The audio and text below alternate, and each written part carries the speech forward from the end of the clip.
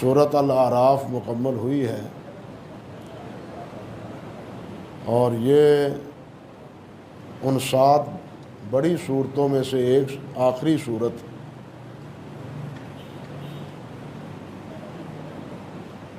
پہلی 7 صورتیں یہ بڑی ہیں، اور ان کے بعد باقی صورتیں جو ہیں وہ ان سے مختصر ہیں، چھوٹی ہیں، کم ہیں۔ یہ صورت اللہ سبحانہ و تعالیٰ نے مکہ مکرمہ میں نبی علیہ الصلوۃ والسلام پر نازل فرمائی تھی، اور صورت کا یہ نام دراصل آگے آنے والی ان آیات میں اعراف کا ذکر ہوا ہے، اسی مناسبت سے اس کا نام سورۃ الاعراف رکھا گیا ہے۔ یہ آیات نمبر 46-47 آپ دیکھیں کہ جس میں اللہ سبحانہ و تعالیٰ نے بیان فرمایا ہے کہ جنت اور دوزخ کے درمیان ایک دیوار ہوگی، ایک حجاب ہوگا،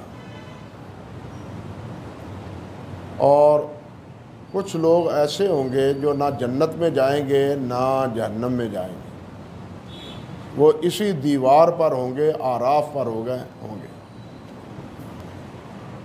الفاظ ہیں، اللہ تبارک و تعالیٰ نے فرمایا ہے وَبَيْنَهُمَا حِجَابٌ وَعَلَى الْأَعْرَافِ رِجَالٌ يَعْرِفُونَ كُلًّا بِسِيمَاهُمْ وَنَادَوْا أَصْحَابَ الْجَنَّةِ أَنْ سَلَامٌ عَلَيْكُمْ لَمْ يَدْخُلُوهَا وَهُمْ يَطْمَعُونَ، کہ ان دونوں کے مابین یعنی جنت اور دوزخ کے مابین ایک حجاب ہوگا، جس طرح دوسرے مقام پر اللہ تعالیٰ نے فرمایا دیوار ہوگی، اور اس دیوار پر کچھ لوگ کھڑے ہوں گے۔ کون ہوں گے وہ؟ ان کے بارے میں اکثر جمہور مفسرین رحمہم اللہ فرماتے ہیں کہ اس مقام پر وہ لوگ ہوں گے جن کے حسنات اور جن کی سیئات وہ برابر ہوں گے۔ قیامت کے دن انسان کے اعمال کا وزن ہوگا، اگر نیکی کا پلڑا بھارا ہو گیا تو وہ جنت میں جائے گا، اور اگر گناہوں کا پلڑا بھارا ہو گیا تو وہ جہنم میں جائے گا۔ اور کچھ ایسے بھی ہوں گے جن کا پلڑا برابر ہوگا، کوئی بھی پلڑا دونوں میں جھکے گا نہیں، برابر ہوگا، تو وہ اعراف پر ہوں گے، اس دیوار پر ہوں گے۔ بڑی دیوار ہوگی، چھوٹی تو نہیں نا، جیسے ہماری دیوار ہوتی ہے 9 یا 13 انچ کی، بڑی دیوار ہوگی، اس کے اوپر ہو۔ اللہ سبحانہ و تعالیٰ فرماتے ہیں یعرفون کلا من سیماہم، کہ وہ جنت اور دوزخ دونوں میں رہنے والوں کی علامات کو دیکھ کے وہ پہچانتے ہوں گے کہ یہ جنتی ہیں، یہ جہنمی ہیں، یہ فلاں ہے، یہ فلاں ہے۔ اللہ اکبر کبیرہ۔ وَنَادَوْا أَصْحَابَ الْجَنَّةِ أَنْ سَلَامٌ عَلَيْكُمْ، اور اہل جنت کو آواز دے کے پکاریں گے، کہیں گے تم پر سلامتی ہو اللہ، السلام علیکم، سلام کہیں گے۔ وَلَمْ يَدْخُلُوهَا وَهُمْ يَطْمَعُونَ، لیکن وہ جنت میں جا نہیں سکیں گے، طمع ان کو ہوگی، ان کی آرزو ہوگی، تمنا ہوگی کہ ہم جنت میں چلے جائیں گے، لیکن وَهُمْ يَطْمَعُونَ لَمْ يَدْخُلُوهَا، وہ اس میں داخل نہیں ہوگی۔ اللہ کا فیصلہ ہے وَإِذَا صُرِفَتْ أَبْصَارُهُمْ تِلْقَاءَ أَصْحَابِ النَّارِ قَالُوا رَبَّنَا لَا تَجْعَلْنَا مَعَ الْقَوْمِ الظَّالِمِينَ۔ اللہ اکبر۔ اور جب وہ جہنمیوں کو دیکھیں گے تو اللہ کا شکر ادا کریں گے کہ اللہ کا شکر ہے کہ ہم جہنم میں تو نہیں ہیں نا، اگر جنت میں نہیں ہیں تو جہنمیوں میں سے بھی نہیں ہیں۔ اللہ فرماتے ہیں وَنَادَىٰ أَصْحَابُ الْأَعْرَافِ رِجَالًا يَعْرِفُونَهُم بِسِيمَاهُمْ قَالُوا مَا أَغْنَىٰ عَنكُمْ جَمْعُكُمْ وَمَا كُنتُمْ تَسْتَكْبِرُونَ۔ کچھ لوگوں کو وہ پہچانیں گے، وہ آراف میں کھڑے ہوئے جو جہنم میں گئے ہوئے ہیں ان کو پہچانیں گے اور ان کو بلائیں گے اور کہیں گے ما اغنی عنکم جمعکم وما کنتم تستکبرون، کہ تمہارا مال و متاع تمہارے آج کوئی کام نہ آیا، تمہارے مال نے، تمہارے دولت نے تمہیں کوئی فائدہ نہ پہنچایا، اور جو تم دنیا میں تکبر کرتے تھے، بڑا بنتے تھے، آج بتلاؤ کہاں ہو؟ وہ کہاں گیا تمہارا تکبر جو اپنے آپ کو بڑا سمجھتے تھے؟ اہؤلاء الذین اقسمتم لا ینالہم اللہ برحمتہ ادخلوا الجنۃ لا خوف علیکم ولا انتم تحزنون۔ اور ان لوگوں کے بارے میں تم کہا کرتے تھے جو نیک آدمی تھے، اطاعت گزار تھے، فرم و بردار تھے، اور قسمیں کھا کھا کے کہتے تھے کہ ان کو تو اللہ کی رحمت پہنچے گی نہیں، یہ تو کسی کام کے ہیں ہی نہیں، نکھٹو ہیں، تم ان کے بارے میں بڑے غلط تبصرے کرتے تھے، لیکن آج اللہ سبحانہ و تعالیٰ نے انہیں حکم دے دیا کہ تم جنت میں چلے جاؤ، تمہاری تمام آسیں اور امیدیں خاک میں مل گئیں۔ اس مناسبت سے اس سورت کا نام سورت الاعراف رکھا گیا ہے، اور سورت کی ابتدا اس بات سے ہے کتاب انزل الیک فلا یکن فی صدرک حرج منہ لتنذر بہ وذکری للمؤمنین۔ یہ مقصد بتلایا گیا ہے کہ اس کتاب کے نازل کرنے کا مقصد کیا ہے۔ اللہ فرماتے ہیں یہ کتاب آپ پر نازل ہم نے کی ہے، فلا یکن فی صدرک حرج منہ، اس کتاب کی وجہ سے اپنے دل میں کوئی تنگی محسوس نہ کریں، آپ کو پریشان ہونے کی ضرورت نہیں ہے، اپنے آپ میں گھٹن کوئی محسوس نہ کریں، مشکل کوئی محسوس نہ کریں اپنے لیے۔ یہ کتاب تو ہم نے اس لیے نازل کی ہے لتنذر بہ وذکری للمؤمنین، کہ آپ لوگوں کو اس کتاب سے ڈرائیں۔ کیا مطلب؟ کتاب میں جو اللہ تعالیٰ کے نافرمانوں کا انجام ہے وہ بتلائیں، ان کو آگاہ کریں کہ جنہوں نے اللہ رب العزت کی نافرمانی کی دنیا میں بھی انہوں نے عذاب پایا، اور آخرت میں تو ان کا عذاب مقدر ہے ہی، ان کو ڈراؤ اس سے۔ اور جو مومن ہیں، ایمان والے ہیں، ماننے والے ہیں، ان کو نصیحت کریں، ذکریٰ للمؤمنین، ان کے لیے یہ نصیحت ہے، اور ان کے لیے یہ اللہ تعالیٰ کی طرف سے ایک تذکیر ہے، اور وہ اس نصیحت سے اور اس تذکیر سے سبق حاصل کرتے ہیں۔ فرمایا اتبعوا ما انزل الیکم من ربکم ولا تتبعوا من دونہ اولیاء قلیلا ما تذکرون، کہ تمہاری طرف، تمہارے رب کی طرف سے تمہارے اوپر جو نازل کیا گیا تمہاری طرف، اس کی تابع داری کرو۔ ولا تتبعوا من دونہ اولیاء، اس کے علاوہ کسی اولیاء کی تابع داری نہ کرو، کسی اپنے دوست کی، جس کو تم ولی سمجھتے ہو اس کی، اگر وہ اللہ اور اللہ کے رسول کی بات کہتا ہے فابہا، اور اگر وہ اللہ اور اللہ کے رسول کی بیعت کے خلاف کہتا ہے تو پھر تم اس کی اطاعت نہ کرو، بلکہ کس کی اطاعت کرو؟ اللہ کے حکم کی اطاعت کرو، جو اللہ تعالیٰ نے حکم دیا اس کی اطاعت کرو۔ یہ آیت اس بات کی قاطع برہان ہے کہ انسان مکلف وحی الہی کا ہے، ما انزل الیکم من ربکم، جو کچھ تمہارے اوپر تمہارے رب کی طرف سے نازل کیا گیا ہے، ہم کسی کی تابع داری کے مکلف نہیں ہیں، ہم مکلف ہیں اللہ کے پیغام، اللہ کے رسول کے فرمان کی تابع داری کی، کسی اور کی، اور قیامت کے دن کسی اور کی تابع داری کے بارے میں نہیں پوچھا جائے گا۔ یاد رکھیں، کسی کے بارے میں کہ آپ نے فلاں کی تابع داری کی، فلاں کی تابع داری کی، بالکل نہیں پوچھا جائے گا۔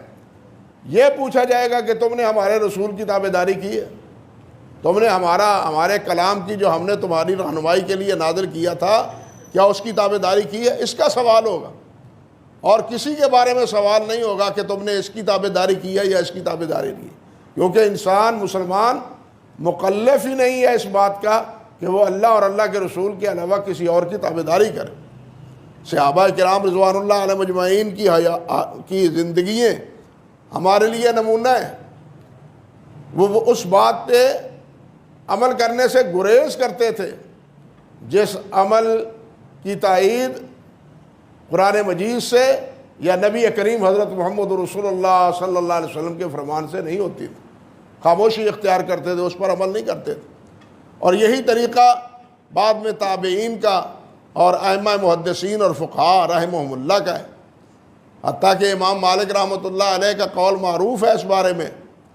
وہ نبی علیہ الصلوۃ والسلام کے روضہ اقدس کی طرف, قبر اطہر کی طرف اشارہ کرتے ہوئے یہ فرمایا کرتے تھے کہ ما من احد الا وهو ماخوذ من قوله ويرد عليه الا صاحب هذه الروضہ, کہ کوئی بھی انسان نہیں ہے, اس کی بات لی بھی جا سکتی ہے, رد بھی کی جا سکتی, لیکن یہ جو روضہ اطہر میں لیٹے ہوئے ہیں ان کی ہر بات قبول کی جائے گی, رد نہیں کی جائے گی, ان کی ہر بات قبول کی جائے گی.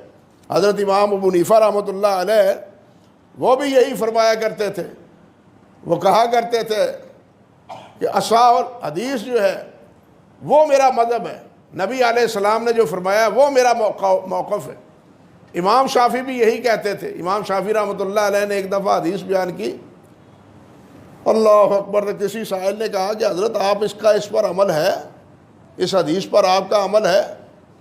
تو امام شافعی رحمۃ اللہ علیہ بہت غصے میں آئے اور یہاں تک فرمایا کہ میں کیا کلیسا سے نکلا ہوں, یا میرے ہاتھ میں یہ جنیجو, یہ ہندو جو کڑا پہنتے ہیں وہ پڑھنا ہوا ہے کہ میں تمہیں نبی علیہ الصلوۃ والسلام کا فرمان سناؤں اور پھر نبی علیہ السلام کے فرمان کی مخالفت بھی کروں؟ افی وسطی زنارن ام خرجت من الکنیسہ, میں کنیسہ سے نکلا ہوں یا میرے ہاتھ میں یہ کنگن پہنے ہوئے ہندوؤں کے یا غیر مسلموں کے ہیں؟ میں مسلمان ہوں. نبی علیہ الصلوۃ والسلام نے جو فرمایا ہے وہ ہمارا موقف ہے, اسی کے ہم داعی ہیں. یہی بات امام احمد بن حنبل رحمۃ اللہ علیہ فرمایا کرتے تھے. کہنے کا مقصد یہ ہے کہ جتنے یہ ہمارے ائمہ دین ہوں, صحابہ کرام ہوں, تابعین اعظام ہوں, وہ سارے کے سارے اللہ کی کتاب اور اللہ کے پیارے پیغمبر کے فرامین کے تابع دار تھے. کسی کی تابع داری نہیں کرتے تھے. بالخصوص جب انہیں پتہ چل جاتا تھا کہ جناب یہ عمل یا یہ حکم ان کا یہ اللہ کے رسول صلی اللہ علیہ وسلم کے حکم کے منافی ہے, وہ بالکل اس کی پرواہ نہیں کرتے تھے, خواہ کسی کا حکم ہی کیوں نہ ہو, کسی بڑے سے بڑے کا حکم ہی. اور اس کی بہت سی مثالیں ہیں. لیکن ہمارے ہاں جو چیز ایک رواج پا چکی ہے بزرگوں کے نام پر, بزرگ اپنی جگہ بزرگ ہیں, لیکن تابع داری, فرما برداری وہ بزرگ کی نہیں ہے. بزرگ کی تابع داری اسی وقت ہے جب وہ بزرگ اللہ اور اللہ کے رسول کی بات سنائے, جب وہ اللہ اور اللہ کے رسول کی بات کہے. اگر وہ اللہ اور اللہ کے رسول سے ہٹ کے کوئی بات کہتا ہے تو اس کی تابع داری بالکل کرنے کی اجازت نہیں ہے. اللہ تعالیٰ نے یہی بات یہاں فرمائی ہے, اتبعوا ما انزل الیکم من ربکم, کہ جو کچھ تمہارے رب نے تمہاری طرف نازل کیا ہے اس کی تابع داری کرو. خود نبی علیہ الصلوۃ والسلام سے بھی یہ بات کہلوائی ہے اللہ سبحانہ و تعالیٰ نے کہ اے میرے نبی آپ یہ کہہ دیں ان اتبع الا ما یوحى الی, میں اسی کی تابع داری کرتا ہوں جو میری طرف اللہ وحی فرماتے ہیں, جو میری طرف اللہ وحی فرماتے ہیں, جو مجھے حکم دیتے ہیں میں اس کی تابع داری کرتا ہوں. جب اللہ کے رسول اس کے مکلف ہیں تو امتی بھی اسی چیز کے مکلف ہیں کہ وحی الہی کی تابع داری کریں. نبی علیہ الصلوۃ والسلام کی تابع داری بھی وحی الہی کی تابع داری میں ہے. جس طرح کہ کل آپ سن چکے ہیں کہ اللہ سبحانہ و تعالیٰ نے فرمایا ہے کہ رسول کی تابع داری وہ اللہ کی تابع داری ہے. رسول کی تابع داری اور رسول کی تابع داری کا حکم کس نے دیا ہے؟ خود اللہ سبحانہ و تعالیٰ نے دیا ہے, کسی اور نے نہیں دیا. نبی علیہ السلام نے آج خود نہیں فرمایا, بلکہ نبی علیہ السلام کی تابع داری کا حکم اللہ رب العزت نے فرمایا ہے کہ میرے نبی کی تابع داری کرو, میری تابع داری کرو اور میرے نبی کی تابع داری کرو. اور آگے فرمایا وَكَمْ مِنْ قَرْيَةٍ أَهْلَكْنَاهَا فَجَاءَهَا بَأْسُنَا بَيَاتًا وَهُمْ قَائِلُونَ, کتنی بستیوں والے آئے ہیں لیکن ان کے پاس اچانک اللہ تعالیٰ کا عذاب آیا, یا جس وقت وہ آرام کر رہے تھے اس وقت انہیں اللہ کے عذاب نے آ لپیٹا, انہیں خبر بھی نہیں ہوتی تھی. کوئی احساس ہی نہیں تھا. لیکن اللہ سبحانہ و تعالیٰ فرماتے ہیں کہ جب انہوں نے نافرمانیوں پر اور ہماری اور ہمارے نبی کی مخالفتوں پر انہوں نے اب کمر باندھ لی تو پھر آنن فانن جب ہم نے چاہا ان کو عذاب کی لپیٹ میں لے لیا. آگے اسی لیے فرمایا فَلَنَسْأَلَنَّ الَّذِينَ أُرْسِلَ إِلَيْهِمْ وَلَنَسْأَلَنَّ الْمُرْسَلِينَ کہ ہم قیامت کے دن رسولوں سے بھی پوچھیں گے اور امتوں سے بھی پوچھیں گے. رسولوں سے پوچھیں گے کہ کیا تم نے ہمارا پیغام پہنچا دیا، اور امتوں سے یہ پوچھیں گے کہ کیا تمہارے پاس ہمارا پیغام پہنچا. اللہ اکبر کبیرہ. پہلے بتلا چکا ہوں کہ سب انبیاء کرام علیہ السلام کو سے اللہ ذوالجلال والاکرام پوچھیں گے، حتیٰ کہ حضرت محمد رسول اللہ صلی اللہ علیہ وسلم سے بھی یہ بات اللہ ذوالجلال پوچھیں گے قیامت کے دن. اللہ اکبر کبیرہ، اللہ اکبر کبیرہ. اس لیے ہمیں خود سوچنا چاہیے کہ ہم نے گواہی کیا دینی ہے، نبی علیہ السلام کے بارے میں کیا عرض کرنا ہے اللہ رب العزت کے دربار میں، کہ کیا ہم واقعی ہمارے پاس اللہ کا پیغام پہنچا تھا. اگر اللہ کا پیغام جن کے پاس نہیں پہنچا، رسول کا پیغام نہیں پہنچا، اب سوال یہ ہے کہ ان کے بارے میں کیا مسئلہ ہے.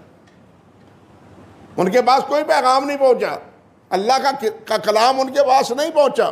اس کی وضاحت بھی حدیث میں موجود ہے کہ قیامت کے دن اللہ ذوالجلال ان کا بھی امتحان کرے گا. اللہ ان کا امتحان لیں گے. جو ایسے ہوں گے جن کے پاس اللہ تعالیٰ کی رحمت وحی نہیں پہنچی، اللہ کے نبی کا پیغام نہیں پہنچا، ان کی آزمائش ہوگی. اللہ ذوالجلال والاکرام ان کو اکٹھا کر کے فرمائیں گے کہ چلو اس آگ میں داخل ہو جاؤ، اس آگ میں داخل ہو جاؤ. اگر وہ آگ میں داخل ہو جائیں گے، حکم کی تابع داری میں ہو جائیں گے آگ میں داخل، آگ ان کو کچھ نہیں کہے گی، ان کو اللہ ذوالجلال جنت بھیج دیں گے. اور جو کہیں گے آگ میں کون جاتا ہے، آگ میں جائیں گے تو جل جائیں گے، ہم باقی نہیں رہیں گے. جو حکم کی فرما برداری نہیں کریں گے وہ جہنم چلے جائیں گے. یہ بتلا دیا ان کو کہ یہاں تم نے میرے حکم کی مخالفت کی، اگر دنیا میں بھی تمہارے پاس میرا حکم پہنچتا تو تم نے وہاں بھی میری مخالفت ہی کرنا تھی. بات سمجھے نا. ان کا آزمائش کا ذکر حدیث پاک میں ہے، اور علماء نے، حافظ ابن قیم رحمۃ اللہ علیہ نے بڑی تفصیل سے اس مسئلے پر بحث کی ہے طریق الہجرتین میں، اس کے آخر میں، کہ قیامت کے دن ان کی آزمائش ہوگی. لیکن جن کے پاس انبیاء کی دعوت پہنچی ہے، اللہ کی دعوت پہنچی ہے، قیامت کے دن ان کو اپنے اعمال کا محاسبہ ہوگا. اگر نیکی کا پلڑا جھکا تو جنت جائیں گے، اور اگر نیکی کا پلڑا نہیں جھکا، گناہوں کا جھک گیا، تو انجام جہنم ہوگا. یہی وجہ ہے کہ آگے اس صورت میں انبیاء کرام علیہ السلام، حضرت نوح علیہ السلام کے علاوہ حضرت اللہ آپ کا بھلا کرے انبیاء میں حضرت صالح علیہ السلام، حضرت ہود علیہ السلام، حضرت موسیٰ علیہ السلام اور ان کی قوموں کا تذکرہ، کہ انبیاء نے کیا دعوت دی اور قوموں نے ان کو کیا جواب دیا. یہ ساری تفصیل اس صورت میں اللہ سبحانہ و تعالیٰ نے بیان فرمائی. اور اسی صورت کی ابتدا ہی میں اللہ ذوالجلال نے پہلے آدم علیہ السلام اور ابلیس کے قصے کو بیان کیا ہے کہ آدم علیہ السلام جنت میں تھے، لیکن ابلیس کی قسموں پر آدم علیہ السلام وہ اعتبار کر بیٹھے. اللہ تعالیٰ نے یہاں فرمایا وَقَاسَمَهُمَا، کہ ان دونوں کے سامنے اس نے قسمیں کھائی کہ انی لکما لمن الناصحین، میں تمہاری خیر خواہی کر رہا ہوں، میں تو جہاں سے جا ہی رہا ہوں، میں تو راندہ درگاہ تمہاری وجہ سے بنا ہوں، لیکن میں تمہارے ساتھ خیر خواہی کر رہا ہوں کہ تم جس درخت سے روکا گیا ہے اس درخت کا پھل کھا لو تاکہ تم ہمیشہ، تم تو جنت میں رہو. لیکن اس کا نتیجہ کیا نکلا؟ نتیجہ یہ نکلا اللہ تعالیٰ کی بات آدم علیہ السلام کو یاد نہ رہی، ناسیہ آدم علیہ السلام بھول گئے. اللہ تعالیٰ نے جس طرح فرمایا ہے، اور شیطان کے اس بھرے پر وہ میں پھنس گئے. آدم علیہ السلام جنتی آدمی تھے، ان کے تو تصور میں بھی نہیں تھا کہ کوئی بدماش اللہ کا نام لے کے جھوٹی قسم کھائے گا.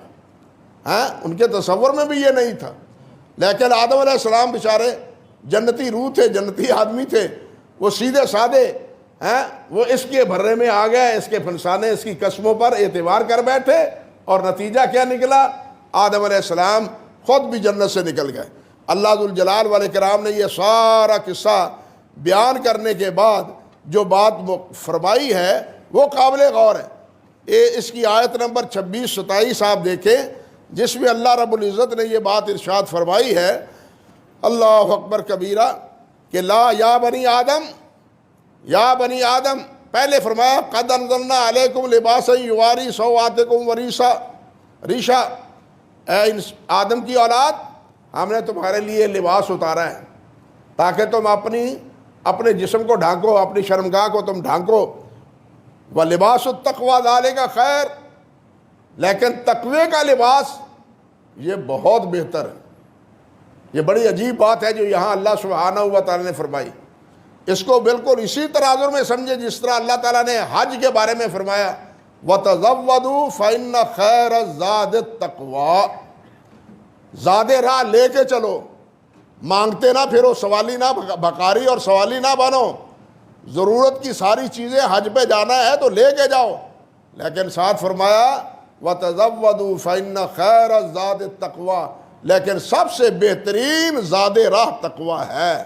اگر اللہ کا ڈر ہے، یعنی نافرمانیوں سے بچنے کا داعیہ ہے، اور فرما برداری کو سر انجام دینے کا جذبہ کار فرما ہے، تو یہ اس زاد راہ سے بھی بہتر ہے۔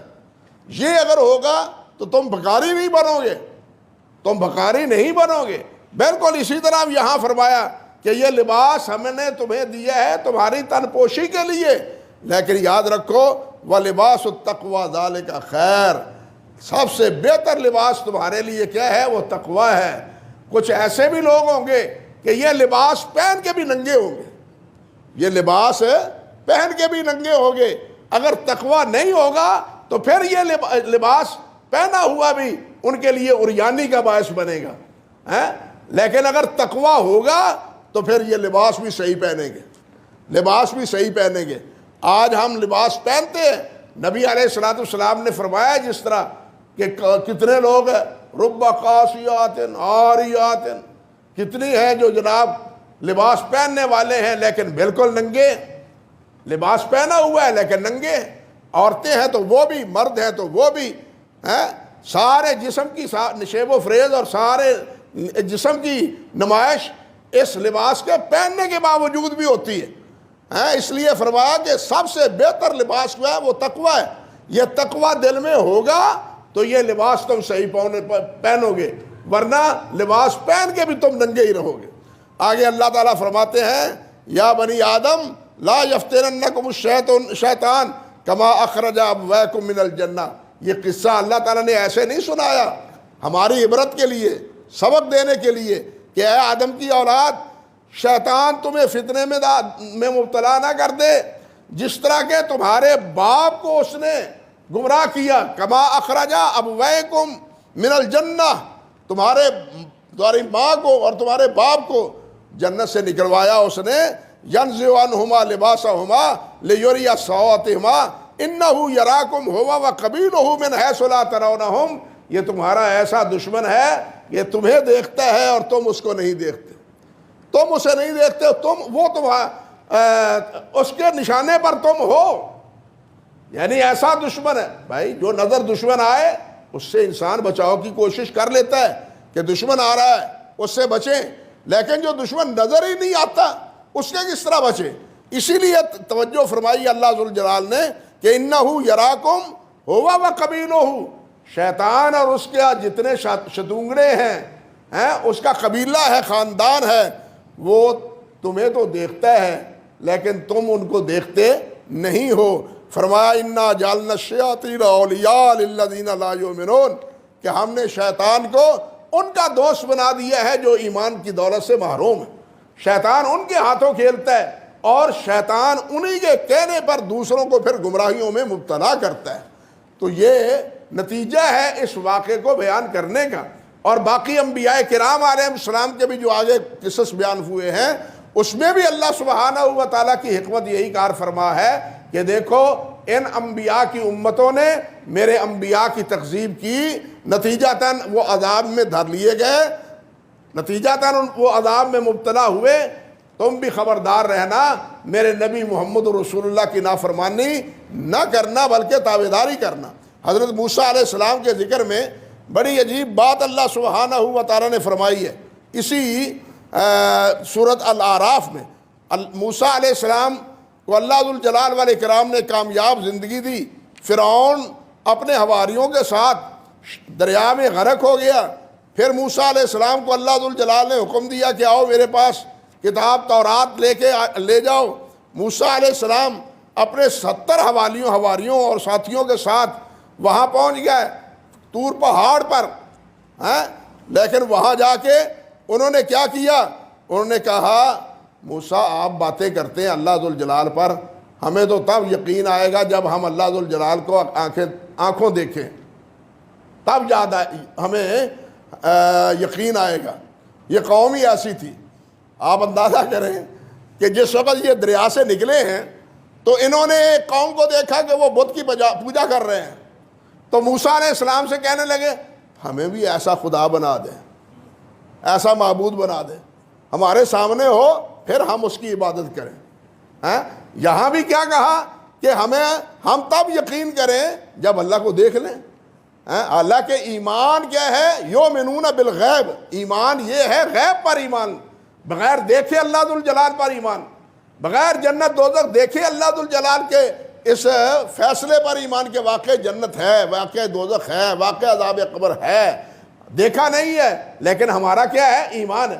یہ اتنی ایسی نکھٹو اور ناشکری قوم تھی کہ سمندر سے دریا سے نکلنے کے بعد فوراً کہنے لگے ہمیں تو اس قسم کا معبود بنا دو، انا للہ و انا الیہ راجعون۔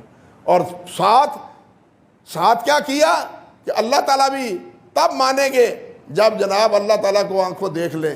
اللہ سبحانہ و تعالیٰ نے کہا، غصہ آیا، سب کو موت کے منہ میں دھکیل دیا، سب مر گئے۔ موسیٰ علیہ السلام پریشان ہو گئے کہ میں قوم کو جا کے کیا منہ دکھاؤں گا، وہ کیا جواب دیں گے، میں جواب کیا دوں گا؟ قوم کہے گی کہ مروانے کے لیے لے گیا تھا۔ یہ قوم تو پہلے ہی ایسی ہے، بات کی بولیاں بولے گی، یا اللہ کرم فرما ان کو زندہ کر دیں۔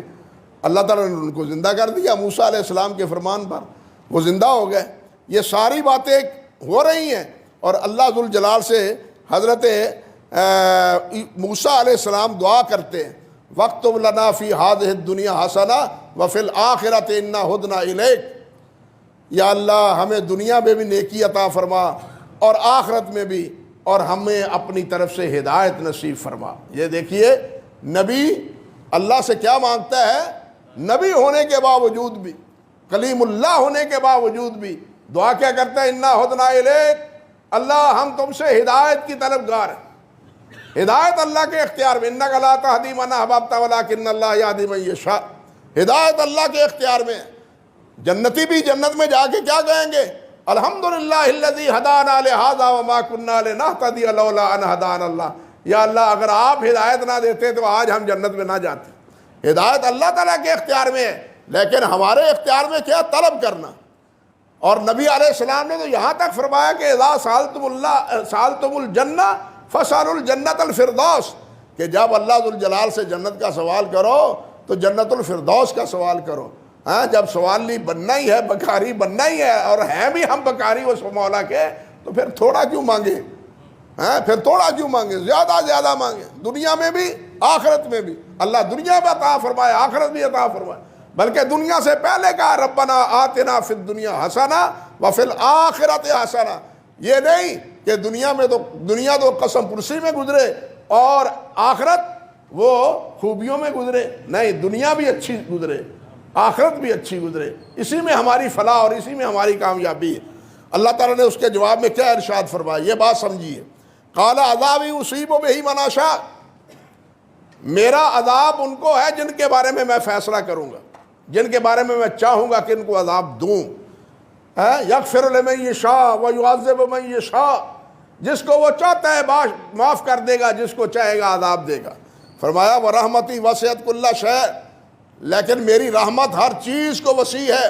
یہ دنیا میں اللہ کی رحمت کے بغیر کوئی انسان سانس بھی نہیں لے سکتا، دیکھ بھی نہیں سکتا، سن بھی نہیں سکتا۔ اللہ کی رحمت کی کرم فرمائی ہے کہ ہم شاہ دنیا میں ہر کام سر انجام دے رہے ہیں۔ اللہ فرماتے ہیں فَسَأَكْتُبُهَا لِلَّذِينَ يَتَّقُونَ، لیکن یہ رحمت لکھوں گا ان لوگوں کے لیے جو متقی ہوں گے، جو زکوٰۃ دینے والے ہوں گے اور جو میری آیات کو ماننے والے ہوں گے۔ قیامت کے دن میری رحمت کے مستحق یہ لوگ ہوں گے۔ بات سمجھے نا، قیامت کے دن میری رحمت کے مستحق یہ لوگ ہوں گے۔ اور ساتھ فرمایا الذین یتبعون الرسول النبی الامی، وہ لوگ جو میرے رسول نبی کے تابعدار ہوں گے، ان کے فرما بردار ہوں گے۔ الذی یجدونہ مکتوبا عندہم فی التوراۃ والانجیل، جن کا تذکرہ تورات اور انجیل میں بھی یہ یہود و نصارہ پڑھتے ہیں۔ فرمایا یامرہم بالمعروف وینہاہم عن المنکر، وہ منکرات سے روکتے ہیں اور بھلائی کی باتوں کا حکم دیتے ہیں۔ ویحل لہم الطیبات ویحرم علیہم الخبائث، وہ طیبات کو کہتے ہیں یہ حلال ہے، اور جو خبیث چیزیں ہیں ان کے بارے میں فرماتے ہیں یہ حرام ہے تمہارے لیے۔ فرمایا یہ ساری نبی علیہ السلام کی یہ اوصاف آگے بیان کرنے کے بعد آیت کے اختتام پر پھر فرمایا وَاتَّبَعُوا النُّورَ الَّذِي أُنزِلَ مَعَهُ أُولَٰئِكَ هُمُ الْمُفْلِحُونَ، فرمایا کہ وہ لوگ میں اپنی رحمت ان کے لیے لکھوں گا جو اس نور کی تابع داری کرے گا، جو وہ نور جو میں نے اپنے نبی محمد صلی اللہ علیہ وسلم پر نازل کیا ہے۔ اللہ اکبر کبیرہ۔ یہ آیت بتلاتی ہے، سنجیدگی سے اگر سوچیں تو وحدت ادیان کا ابطال اس آیت سے ہوتا ہے۔ بعض حضرات کہتے ہیں جی دین ایک ہی ہے، سب کا دین سچا ہے، سب کے دین ٹھیک ہے۔ وہ اپنے اپنے وقت میں ٹھیک تھے۔ موسیٰ علیہ السلام کی پیروی اپنے وقت میں حق تھی، ابراہیم علیہ السلام کی پیروی اپنے وقت میں حق تھی، عیسیٰ علیہ السلام کی پیروی اپنے وقت میں حق تھی، لیکن اب نبی علیہ السلام کی پیروی ہے۔ اس آیت میں یہی بات فرمائی ہے وَاتَّبَعُوا النُّورَ الَّذِي أُنزِلَ مَعَهُ أُولَٰئِكَ هُمُ الْمُفْلِحُونَ، اب فلاح ان کے لیے ہے جو میرے اس نازل کیے ہوئے نور کی تابع داری کریں گے جو میں نے اپنے نبی محمد رسول اللہ پر نازل کیا ہے۔ اور ساتھ یہ بھی فرمایا الذین یتبعون الرسول النبی الامی، میرے اس نبی امی کی تابع داری جو کریں گے میری قیامت کے دن رحمت ان لوگوں کے لیے ہوگی۔ اس لیے علماء نے کہا ہے، حدیث میں بھی آتا ہے، نبی علیہ السلام کی بھی وضاحتیں موجود ہیں کہ تابع داری اب صرف اللہ کے رسول کی وہ انسان کے لیے نجات کا ذریعہ ہے، کسی اور کی تابع داری نجات کا ذریعہ نہیں ہے۔ اور اگلی آیت میں اللہ تعالیٰ نے فرمایا قُلْ يَا أَيُّهَا النَّاسُ إِنِّي رَسُولُ اللَّهِ إِلَيْكُمْ جَمِيعًا الَّذِي لَهُ مُلْكُ السَّمَاوَاتِ وَالْأَرْضِ لَا إِلَٰهَ إِلَّا هُوَ يُحْيِي وَيُمِيتُ فَآمِنُوا بِاللَّهِ وَرَسُولِهِ النَّبِيِّ الْأُمِّيِّ الَّذِي يُؤْمِنُ بِاللَّهِ وَكَلِمَاتِهِ وَاتَّبِعُوهُ لَعَلَّكُمْ تَهْتَدُونَ۔ اسی بات کا پھر خلاصہ اسی آیت میں ہے، فرمایا لوگو میں تم سب کے لیے رسول ہوں، انی رسول اللہ علیکم جمیعا، سب انسانوں کے لیے میں رسول ہوں۔ رسول کس نے مجھ کو بنایا ہے؟ اور الذی لہ ملک السماوات والارض، جس کی بادشاہت زمین میں بھی ہے اور آسمانوں میں بھی ہے، جیسے اس کی بادشاہت زمین و آسمانوں میں بھی ہے، اس بادشاہ نے مجھے تمام کائنات کے لیے، تمام جن و انس کے لیے رسول بنایا ہے۔ ہاں، اس بادشاہ نے، اس مالک نے۔ اور میں کہتا کیا ہوں؟ لا الہ الا ہوا یحیی و یمیت، اللہ کے علاوہ کوئی معبود نہیں، وہی زندہ کرنے والا ہے، وہی موت دینے والا ہے۔ موت و زندگی اور موت اللہ کے اختیار میں ہے۔ فآمنوا باللہ ورسولہ النبی الامی، لہذا تمہیں چاہیے کہ تم ایمان لے آؤ نبی امی پر، رسول پر صلی اللہ علیہ وسلم پر، الذی یؤمن باللہ وکلماتہ واتبعوہ لعلکم تہتدون۔ فرمایا وہ جو اللہ پر ایمان لاتا ہے، اللہ کے کلمات پر ایمان لاتا ہے اور نبی کی تابع داری کرتا ہے تو تم وہ ہدایت پر ہے۔ راہ ہدایت پر ہے، وہ گمراہی میں نہیں ہے۔ اس طرح ان آیات میں اللہ سبحانہ و تعالیٰ نے نبی علیہ الصلوۃ والسلام کی تابعداری کا حکم دیا ہے۔ آگے آیات میں بھی یہی باتیں اللہ